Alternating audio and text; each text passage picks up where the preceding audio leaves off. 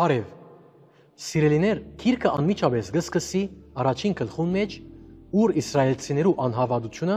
պատճառ կդառնա,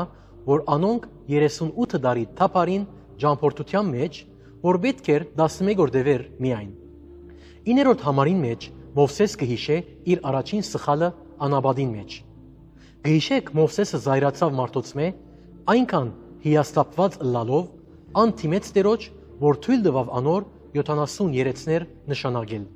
Մովսես լավ առաջնորդ մներ եւ անոնց գարիքը չուներ, բայց ժողովուրդը բնտեց։ Եվ 70 առաջնորդներեն փաղկացած այս խումբը դարձավ Սինետրիոնը, Քրիստոսի օրով գրոնական ղեկավարները։ Անոնք էին, որ Քրիստոսը մահվան դադարեցին։ 22-րդ համարին մեջ կտեսնենք երկրորդ սխալը, որ մարդիկ գադարեցին։ Գաթես Փարնիայի մեջ իսրայելցիները լրտեսներու խումբ ղրգեցին երկիրը խոզարգելու համար։ Անոնք հսկաներ կդան այս երկրի մեջ եւ վախցան, բայց Աստված ասավ, որ չվախնան, որովհետեւ գսեդերը ես ցեզի համար պիտի պատերազմիմ։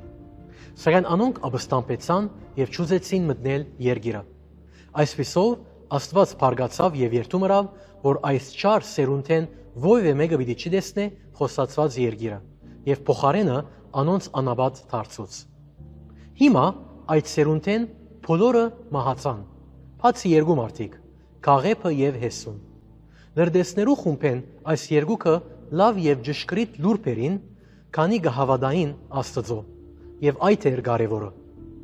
Աստված ասավ, անոր գողած երկիրը իրեն պիտի դամ։ Գտեսնեք շատ մարդիկ ժամանակ կանցնեն նստելով եւ աղոթելով։ Բայց ես կգարձեմ, որ եթե գուզես Աստծո օրհնությունը, պետք է քալես ոտքերուդ վրա, այսինքն կորզնական քայլ առնես։ Հիմա, ինչ կհասնենք 39-րդ համարին, կտեսնենք պատասխանատվության հաշվետվության դարիքին։ Աստված անոնց զավակները պատասխանատու չնկատեց, երբ անոնց հայրերը մերժեցին երկիրը մտնել։ Այդ սերունդը ըսած էր, թե Աստված հոգ չի դանիր մեր զավակներուն, բայց Աստված փաստեց անոնց սխալը, զավակները առաջնորդելով խոստացված երկիր, մինչ անոնց հայրերու սերունդը մեռավ, բացի անշուշտ Քաղեբ եւ Հեսու։ Ալ ավելին, նախաբես երբ ժողովուրդը դարձավ անավատ, անոնք որոշեցին մտնել երկիրը եւ բայկարիլ Աստծո կամքին հակառակ։ Բայց սիրելիներ, անավատեն վախներ, որ շարժեց անոնց եւ ոչ թե հավատքը։ Անոնք մտան այնտեղ գրվելու, ենթադրելով, որ Աստված իրենց հաղթանակի պիտի տանի, բայց ամորհացիները հալածեցին զիրենք։ Կտեսնեք սիրելիներ, հավատքի եւ ենթադրության միջև տարբերություն կա։ Այդ նվաստացուցիչ ճակատամարտեն ետք ժողովուրդը լացավ Տիրոջ առջև։ Բայց արդյոք այդ իսկական ապաշխարություն էր։ Արդյոք անոնք լացին, քանի որ Աստծո չհնազանդեցան։ Չեմ կարծեր։ Գարձես այդ Գոգորթիլոսի արցունքներ էին, որովհետև ամորհացիները հալածեցին զիրենք։ Բողոս Արաքյալ երկրորդ Կորինթացիսի մեջ մեզի գուտա որոշ հստակացում։ Վասնզի Աստծո ուզածին պես եղած դրդմությունը փրկության համար ապաշխարության գարաշնորթ է, որ չի զղջացներ, բայց աշխարհի դրդմությունը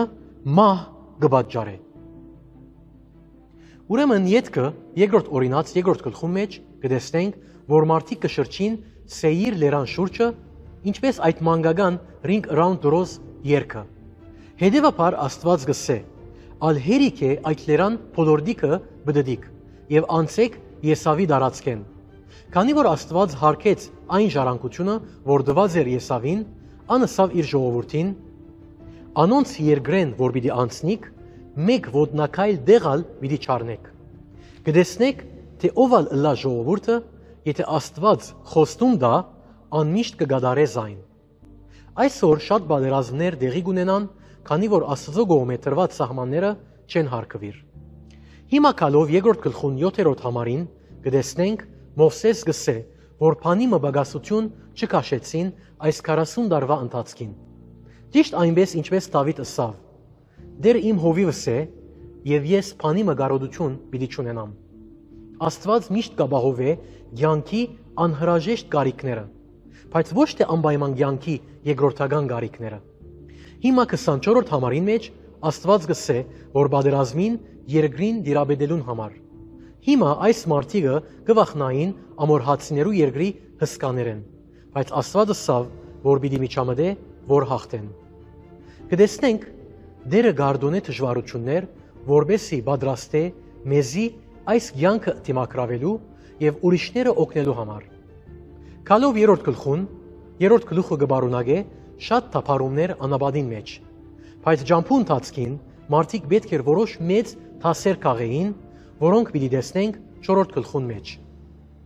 Եզրափակելով սիրելիներ, երբ իդ գնայիք ծեր ճամփորդության, արդյոք դագավին գտափարիք կամ գաբրիկ Աստծո խոսքին հանդեպ հավատքով,